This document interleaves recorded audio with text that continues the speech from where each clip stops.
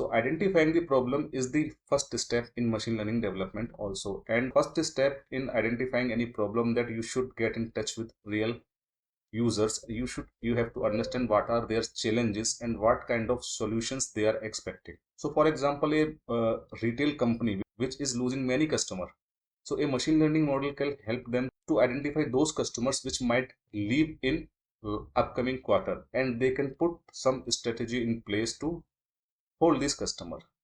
The most common example is to identifying the fraud customers in banking.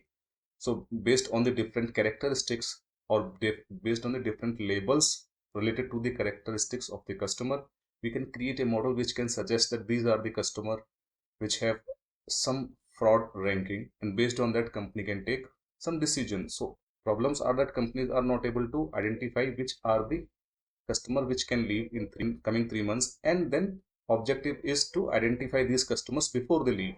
Identifying the fraud customer also, that the model should be able to clearly identify the fraud customers. We understood the problem, we have defined the objective of required machine learning model. Now next is that how we will understand that this is working successfully. So for that we have to set some benchmark, like if the model is able to correctly identify 80% customer, or more than 80% customer, or 90% customer, we will say that yes, the model is working as expected. It might not be 100% accurate, sometimes it might identify the wrong customers. So we can validate our results manually, or maybe we can see the future, like if these customers are really leaving or not, and then we can understand and validate the model performance. So that is the upcoming part.